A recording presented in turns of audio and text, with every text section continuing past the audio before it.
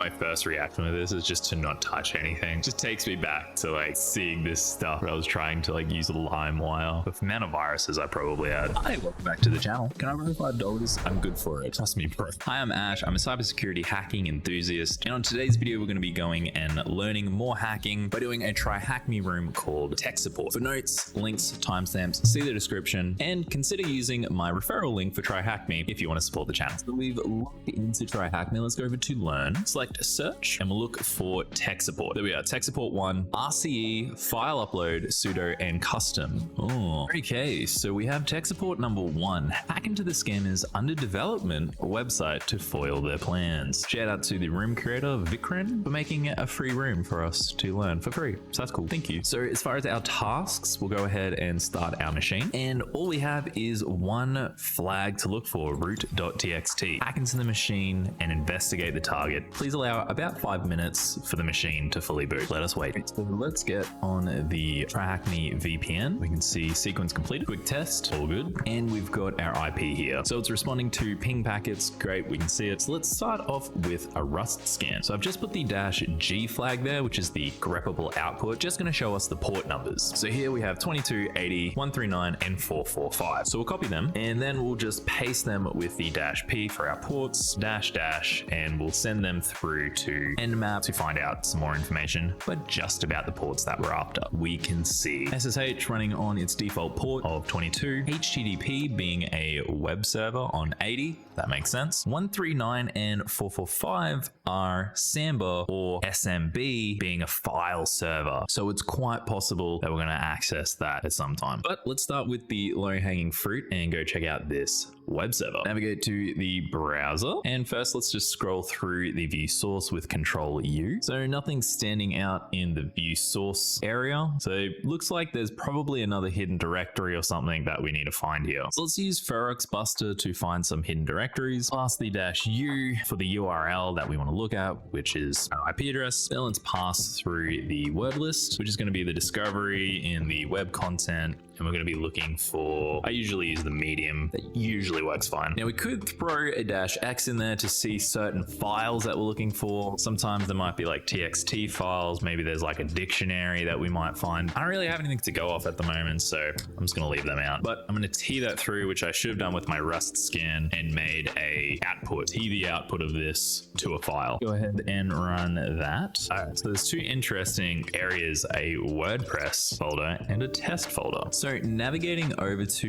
the test website, or the test directory rather, it looks like we have a pretty spammy looking website. My first reaction to this is just to not touch anything. It just takes me back to like seeing this stuff where I was trying to like use a LimeWire. With the amount of viruses I probably had. And interestingly, on the WordPress directory, we for some reason have like a 404, so I'm not sure if they've just incorrectly set up the WordPress site. To land on a 404 is kind of weird. So there's maybe some sort of oh, here we go, the home is under index.php, index.php home. Yeah, just a default template that they've used with Lauren Ipsum. So it doesn't look like there's anything interesting, but we can, what is it login.php, wp-login? Yeah, so we do have a login screen for WordPress, so we might be able to like brute force into here or something. So that's possibly an option. I'm gonna run my scan one more time, but this time just tee it out to Rust, just so we have a copy. Should have done this the first time. So I've sort of hit a little bit of a dead end though with the port 80 or the web server. So let's go back and look at our other two ports of interest, being SMB. So there is a tool that you may have seen before called enum for Linux, which doesn't have a manual page, but it does have a help page. I mean,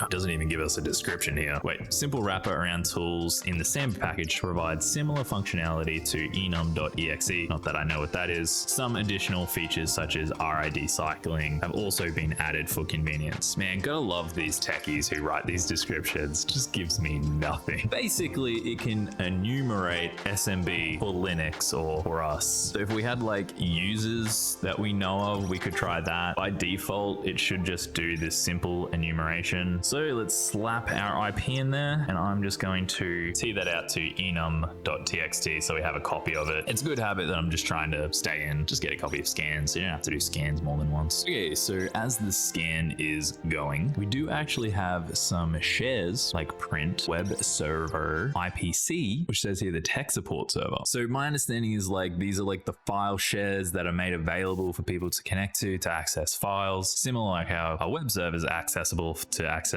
files. Yeah, that makes sense. And we even get some information about the domains. We have a tech support domain, and we can even see the password info. So there's a minimum password length of 5 characters, which is not very much. Password complexity is disabled, so we're probably dealing with some pretty weak passwords. And here was what we saw in the help page, the RID cycling, which looks like it cycles through here different usernames to see what it gets in response. So that's sort of similar to like a dictionary attack maybe, but we can see here we have a local user of nobody. So perhaps that's something that we could try on the WordPress website too. Maybe that's a reoccurring username. So we have an idea of a user and we have an idea of a share. Perhaps the user doesn't have a password. So we can go ahead and use smbclient and FTP-like client to access SMB or CIFS resources on servers. So we will be using the -u, which specifies a user and a password to log in with. If you are looking, you can hit the / and then your search term. So if I'm looking for -u, hit enter and use the N key to cycle through until we get to what we're after, and that can give us more information about what we're trying to use. Q to exit. Cool, so if using SMB, we're going to use -U, then the user that we want to log in with. So we found nobody. Then we want 2 /, the IP of what we're connecting to, and then the share. So we had web SVR, web server. So we didn't use any other flags. So it's going to prompt us for a password, and we're just going to cross our fingers. Hopefully hitting enter gets us in. Cool. So SMB gives us some commands, like says we can type help to find out more, but there are some things like ls, so we can list out.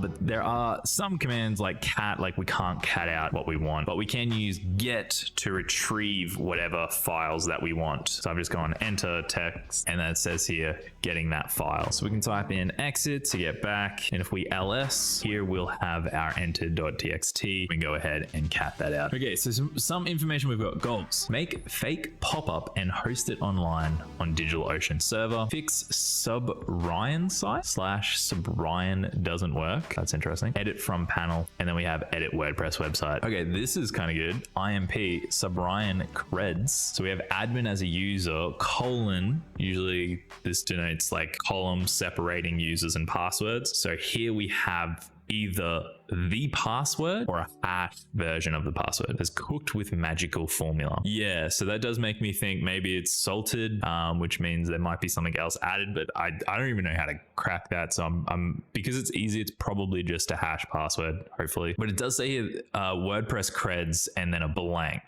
So it could be the same. All right, let's go first check out this thing. So we don't want test subrion, and I just got forwarded to a random IP address. That's weird. So there's some redirection thing happening here. If I go to that, it'll forward me to a subdirectory, change over to HTTPS, and change the IP address. Super random. So we did actually get here that it doesn't work, and to edit from the panel. So I don't know what that is. So if we look this up, it's another content management system like WordPress. It's another place to make a front-facing website, but also have an interface for your photos, your blogs and stuff. So before we can test this out, subrion, I don't even know how to say it. We could try and do it on the WordPress. So we can give this a copy. Maybe that this is the whole password. No. Even here it says unknown username. So this actually might not be a weak credential thing. So we can try and identify if this is hash by using hash ID. Has no idea what it is.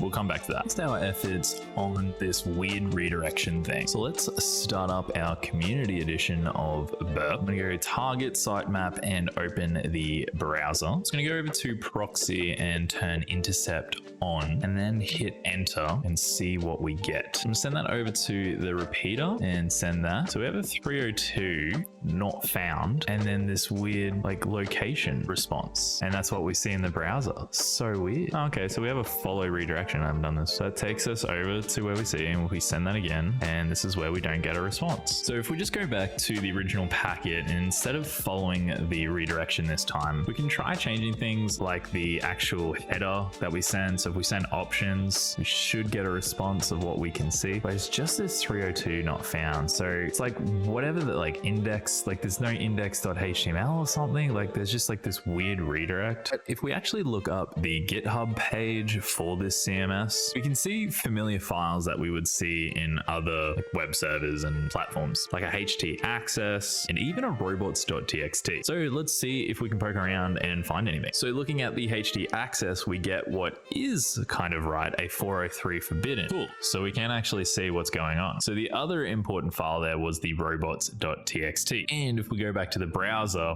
and we send that to the browser, we can actually see it here. We've got disallow to these other directories that we can go and check out. And one that actually sticks out is the panel, because we did see something about that. Remember back here, it said to fix the site, the home site doesn't work, but edit it from the panel. So let's navigate over to the panel. Righty, here we go. Login and password. So this is where we actually need to go back and use this admin and this password. So we try to identify it's not a hash password. So we might have more luck on cybersec and popping in there. Awesome. So the magic wand shows that from base 58, from base 32, and then from base 64, which would have been really hard to find out ourselves. So thank you, cybersec. So we know our username, and now we have our password, which was encoded 3 times. Okay, so we're in. Now we're looking for like a version number, something to indicate what version this is, and perhaps that there is some vulnerability we can take advantage of. And right down here is subrion CMS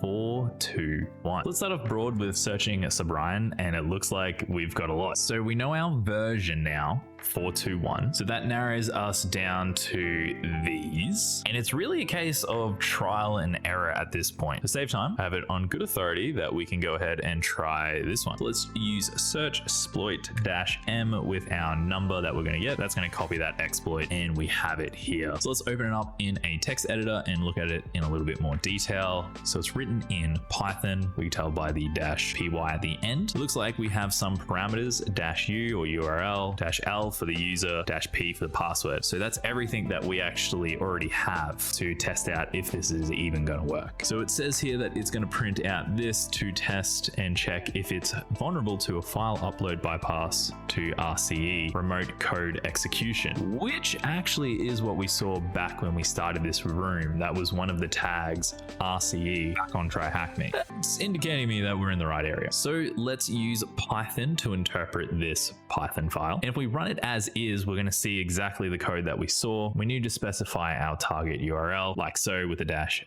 and this is directly to the panel. So if we go back to our browser, we can just copy that, paste that in exactly as is, including the directory like so. After hitting enter, we can see that there is a success here for this vulnerability, except for our login has failed. So we don't actually get a shell onto this machine. So remember, there was a -l for user and a -p for the password. A -l admin and -p for our password. Great. So another success. Now it's trying to log in, and hopefully with the credentials that we pass through, it is indeed generating a web shell for us. And just like that, we are a verified script kiddie. So it looks like that this is the web shell itself. So we're in the uploads directory. Oh yeah, that's there too. And we are logged in as www.data, which makes sense because this is the web shell or the web server. All right, let's go cat out the Etsy passwords. So there is a scam site user that we can go ahead and try and log in as. Let's go check out their home folder, see if we can see anything. Okay, so there is the enter.txt that we saw. So there's that original file share. So that's running in the directory. Is there anything else hidden in there? Okay, maybe if we look up a couple directories. Okay, so we can see maybe a WordPress directory. Okay, cool. And listing out our WordPress directory, we can see pretty much the whole other web, like CMS that's running. Muted microphone, quick recap. We've logged into the WordPress website with the credentials that we found in the wp-config.php file, and we're reusing those credentials, but with the username that we saw on the Etsy password from when we had the web shell. So now we're logged in over SSH.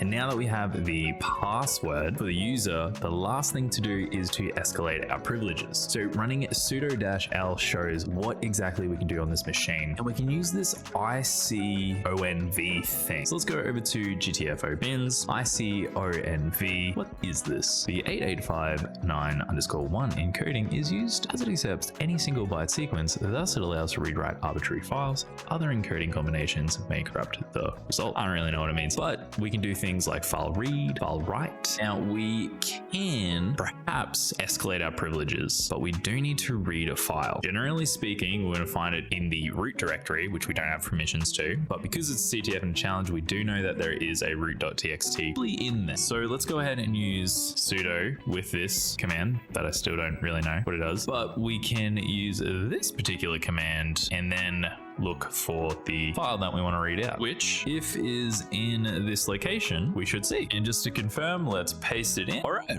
we did it. Damn, that was a pretty tricky room. I think this is just one of those cases where like the easy rooms kind of feel more difficult. Kind of wish that there was just like better categories for like beginner, very easy to easy, like some sort of better system, because there's a lot in this room. But yeah, there we go. That was tech support on TryHackMe. I hope you enjoyed this video. I hope it's helped you solve the room in some way. Maybe there was an explanation or something that I did that you've definitely gained some information or knowledge from, whatever it may be. I appreciate you watching all the way through. Don't forget, if you do sign up for TryHackMe Premium, consider using my referral link. It helps out the channel, and I definitely appreciate the support. On the screen, you're going to see a recommendation to my last CTF write-up for Noobs CTF, a live CTF that happened a couple of weeks ago. If you haven't done a live CTF, they're a lot of fun. Go check out that video to see what it's like. Otherwise, thanks again, and I'll catch you in the next one.